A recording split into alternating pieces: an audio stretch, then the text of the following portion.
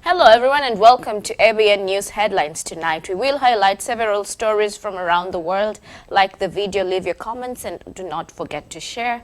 I am Jane Wena for Advent Broadcast Network.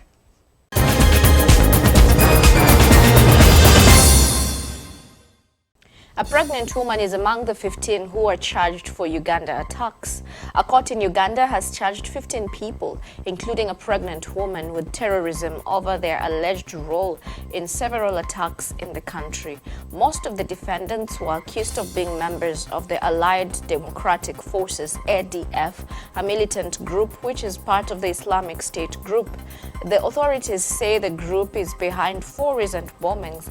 Uganda launched a military offensive against ADF in the neighboring Democratic Republic of Congo.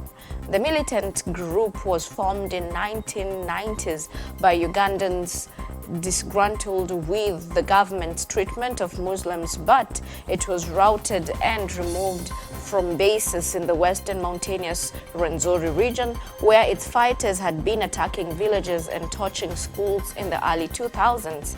Attacks in October and 3 suicide bombings in the capital, Kampala, in November alarmed the authorities about the group's changing tactics. Police told AFP agency news that the 15 suspects face charges of terrorism, aiding and abetting terrorism, and belonging to a terrorist group, and they would remain in custody until their next court appearance on 13th of January. The accused did not enter a plea. Earlier this month, DRC Congo approved a request from Uganda to launch an offensive involving airstrikes and ground troops in the eastern region against the ADF militants.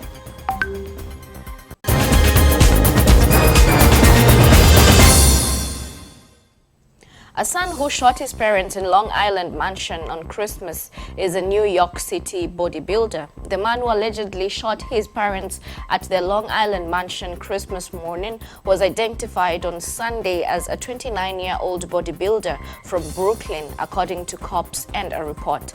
Pumped Up Dino Tomasetti is accused of shooting his 65-year-old father in the back and 64-year-old mother in the head at their Tony Hewlett Harbor home just after 10 a.m. on Saturday, according to Nassau County cops. Both victims, identified by law enforcement sources to New Jersey's Daily Voice as Rocco and Vincenza Tomasetti, had to undergo surgery for their wounds. The father was said to be in more serious condition. Property records show that the mansion, valued at $3.2 million, according to the real estate website, is owned by the couple. Dino, a 5'9", 235-pound muscle man, fled the New Jersey in a Cadillac Escalade after the shootings, police sources told The Voice. His fancy vehicle was tracked through GPS by the New York State Police, who contracted the Mahou Police Department for help when the suspected reached the area. Authorities nabbed Dino without incident just after 2 p.m. He will remain in custody in Bergen County, charged as a fugitive from justice pending his extradition to Nassau County, the outlet reported. His charges in New York will ultimately depend on the condition of his parents.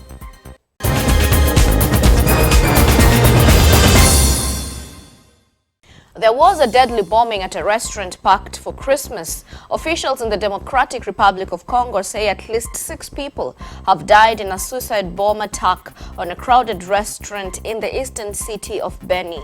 Police prevented the bomber from entering the building, but he blew himself up at the entrance, killing himself and 5 other people.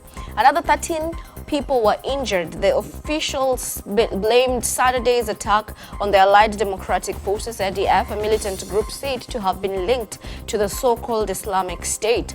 So far, no group has claimed responsibility for the attack. More than 30 people were celebrating Christmas at the Inbox restaurant when the bomb went off. Children and local officials were reportedly in the restaurant at the time. After the explosion, the military officer responsible for the state of emergency in the country's east told the residents to return home for their own safety. There have been frequent clashes in Beni between the army and the Islamists in the recent weeks. In November, Congolese and Ugandan forces began a joint operation against the ADF in an attempt to end a series of a lot of brutal attacks.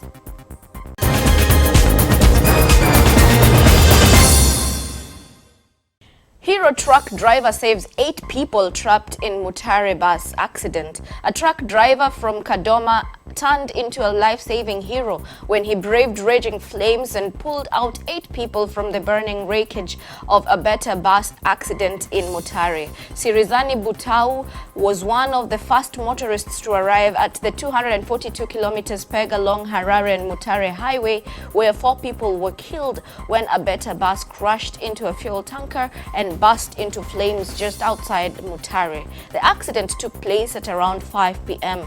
But while many stood away from the dozens of passengers desperately crying for help, even as others were taking photos and videos of the wreckage, Butau instantly placed his head on the ground by throwing himself into the fire to save lives. He pulled out 8 people who could possibly have been burned to death, according to the eyewitnesses.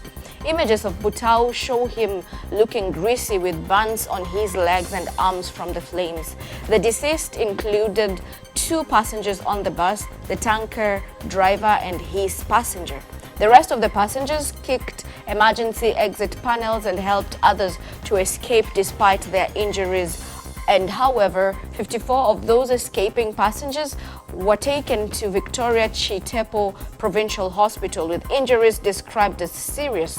Many people have praised Butau, with some already looking for his contacts so they may offer him some presents in appreciation of the sterling job he did on Christmas Eve.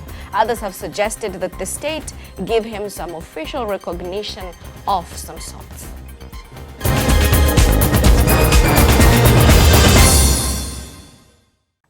A woman was found dead after meeting an older man on a dating app, but family claim cops didn't even investigate because he is nice. A devastated family is searching for answers as to why their 23-year-old daughter was found dead in her apartment after meeting an older man on the dating app Bumble.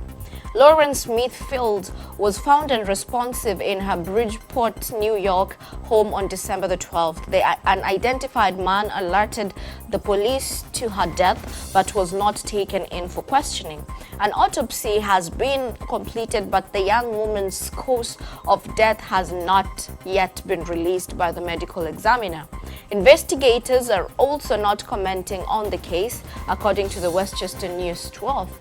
Smith-Fields' family has criticized the cops, and her father says he has paid for a second autopsy as they claim they are not getting the answers they want from the authorities. The family claims her death took place under very mysterious circumstances. Smith-Fields' mother has written a letter to the police department pushing for answers on her daughter's case as local representatives speak out in support of the family. Councilwoman Maria Pereira told News 12 that the family deserved an apology after receiving no answers about the case. Smith-Fields' family says Lauren was a track star at Stamford High School and was currently attending community college. She had also reportedly started her own side business to fund her education. Fans left tributes on the 23-year-old's YouTube and Instagram accounts as they mourned her loss.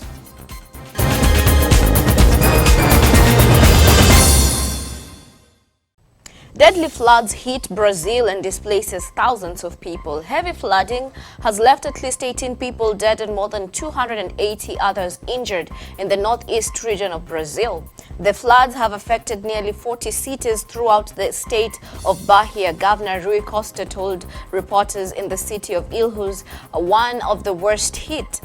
More than 35,000 people have been forced from their homes, according to the Bahia Civil Defense and Protection Agency. In the city of Itambe, heavy rains caused a dam to break late Saturday, raising fears and concerns of more flooding.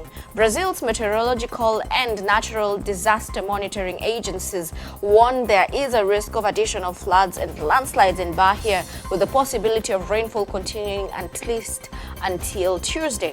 Most of the major cities that have been hit by flooding are in the rainy season, so downpours are not unusual.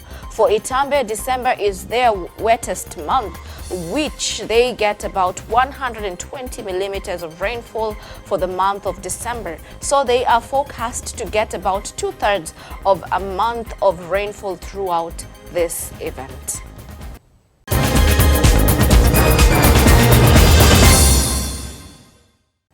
As we close, here are a few healthy eating tips for the holiday. It's a season for family and festivity and foods, lots and lots of foods. And so temptations are everywhere, and parties and travel disrupt our daily routines. How does one stick to their meal plan when everyone around them seems to be splurging? Here are a few tips that you can follow to help you. You may not be able to control what food you are served, and you're going to see other people eating tempting treats. Meet these challenges with an armed plan. Eat close to your usual eating times and keep your body pressure steady. If your meal is served later than normal, eat a small snack at your usual mealtime and eat a little less when dinner is served. Invited to a party, offer to bring a healthy dish along. If you have a sweet treat, cut back on other carbs like potatoes and bread during the main meal. Do not skip meals to save up for a feast. You'll be really hungry and more likely to overeat when mealtime comes. If you slip up, get right back to healthy eating with your next meal. When you are faced to a spread of delicious holiday food, make healthy choices easier.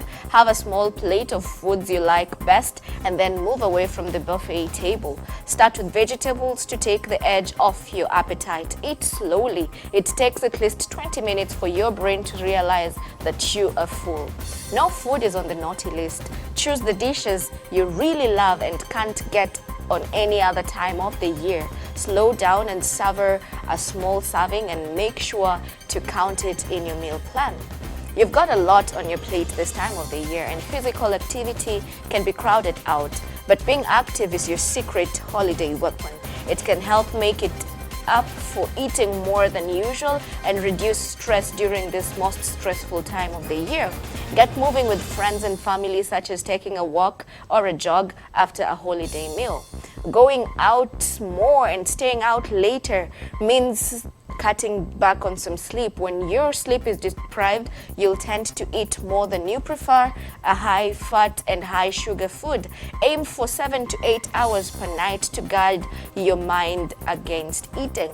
Most of all, remember that the season is about celebrating and connecting with the people you care about. When you focus more on the fun, it's easier for you to cut less of the focus on the food.